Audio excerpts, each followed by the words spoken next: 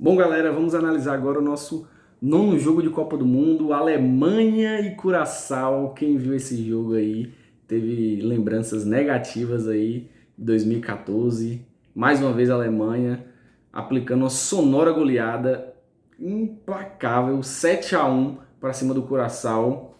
Mas o gol mais comemorado, eu tenho certeza, por todo brasileiro, por todo mundo, foi o gol do Curaçao. Quem não se emocionou ali com eles também, gritou também na hora, um empate de 1-1, fazendo história ali. Foi poucos minutos que durou essa felicidade da galera, mas para um país onde tem pouquíssimos habitantes, é o menor país na Copa, é o menor país em território na Copa, só apenas 400 quilômetros quadrados.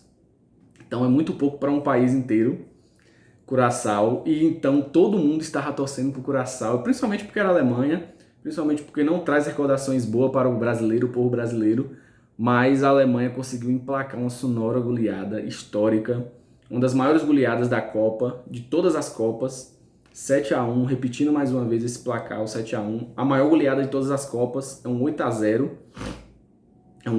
então foi por pouco. Poderia ter sido um 9-1 aí, eles conseguiram empatar aí em saldo de gols com esse 8-0 aí. Destaques da partida. Destaques da partida são vários, porque 7-1 não tem como destacar só um. Schlotterbeck fez um gol muito importante quando o jogo ainda estava 1-1. O jogo do 2-1 para desafogar a Alemanha, que estava deixando ali o Curaçao sonhar, pressionar. Naqueles minutos logo o empate ali, ele faz 3 finalizações de cabeça quase em sequência, e uma dessas ele fez realmente o gol. Então a bola aérea ofensiva de Schlotterbeck, que é um dos melhores zagueiros da Europa, foi muito importante para desafogar, porque pelo chão não estava dando certo até então. Tava 1-1 o jogo começou a ficar meio engraçado para o Curaçao, e a Alemanha conseguiu essa achada no escanteio. Brown, o lateral esquerdo, que o Bayern de Munique se interessa bastante. A gente tem vídeo aqui no canal falando sobre a análise de reformulação do elenco do Bayern, e eu citei isso antes do Bayern se interessar por esse lateral. Esse lateral é muito interessante, e ele conseguiu fazer um gol e uma assistência, um lateral muito interessante mesmo, e tenho certeza que o passe dele só vai aumentar depois dessa Copa. Um achado mesmo na lateral esquerda da Alemanha, que sempre sofreu para ter laterais de confiança. É tanto que Kimmich, que é usado mais no meio no Bayern de Munique, ele desce para a lateral direita justamente por não ter tantos laterais de confiança a Alemanha.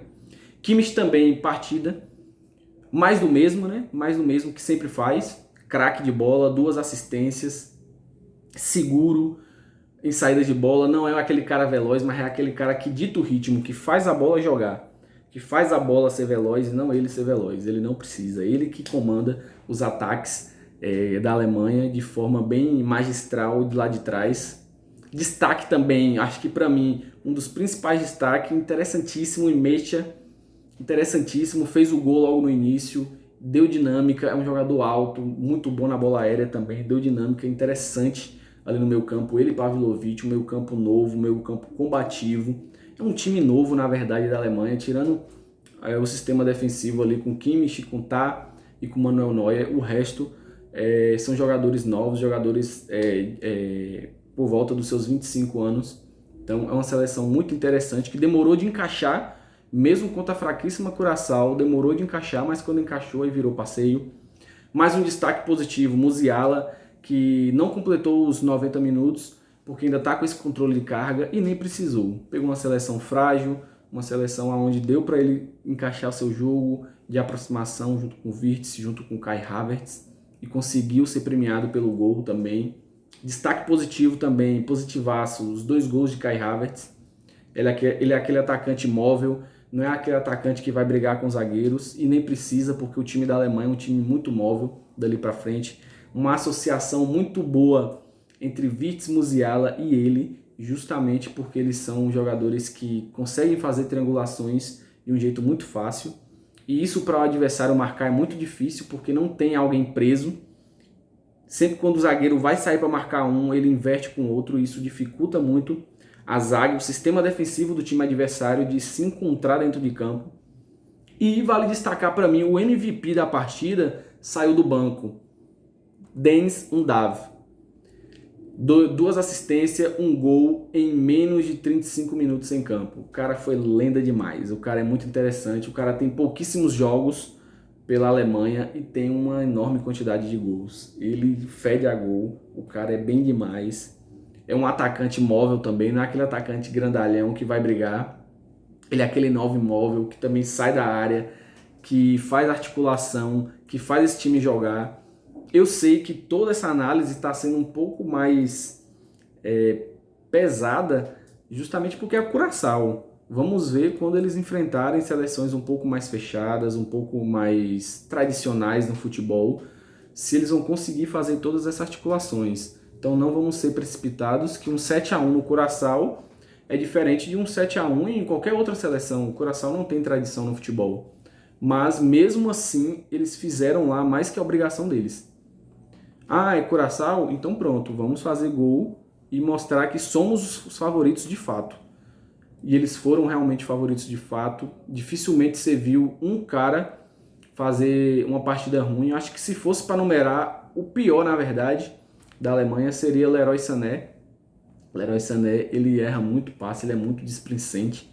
Mesmo contra Curaçao, ele consegue ser displicente. É um cara que, para quem assiste, eu que sou torcedor do Bayern de Munique, acompanhei mais de 100 jogos dele pelo Bayern. O cara, às vezes, o cara dá um sono. Então é aquele cara que tem talento, mas parece que nunca virou aquilo que se esperava dele por ter sono demais, por ser preguiçoso dentro de campo. Aquele jogador preguiçoso que dá vontade de xingar ele. É esse jogador, é Leroy Sané. E hoje, contra a fraquíssima Curaçao, conseguiu também irritar algumas vezes com passes errados, passes bobos errados e dando às vezes contra-ataque para o Curaçao. De destaque do Curaçao, eu acho que destaco o sistema como um todo do Curaçao, a coragem de conseguir brigar até então de igual para igual com a Alemanha por alguns minutos do jogo ali, antes de desandar de vez, até 1-1, realmente estava um jogo franco atirador para eles, eles conseguiram ir para cima, mesmo que do jeito deles, conseguiram finalizar 6 vezes a Alemanha, não foi um jogo só de ataque contra defesa, até então, naquele momento do 1-1. Eles conseguiram performar bem, eles conseguiram assustar. Depois do 1-1, realmente teve uma chance lá que poderia até ter saído o segundo gol. Então eles conseguiram assustar a Alemanha, mas a Alemanha, tirando isso, a Alemanha amassou. A Alemanha trocou 600 passes no jogo, uma precisão imensa de posse de bola. Chutes na direção do gol, já foi 11. Foi o dobro dos chutes do Curaçao em todo o jogo. E só na direção do gol, quase 30 finalizações no total, 8 escanteios, pouquíssimas faltas no jogo também. Então foi um jogo que onde a Alemanha conseguiu desenvolver o seu bom futebol e dar confiança. Dar confiança para uma equipe onde é uma equipe nova, uma equipe que ainda busca essa afirmação no cenário europeu, essa equipe nova, rejuvenescida aí com Julian Nagelsmann.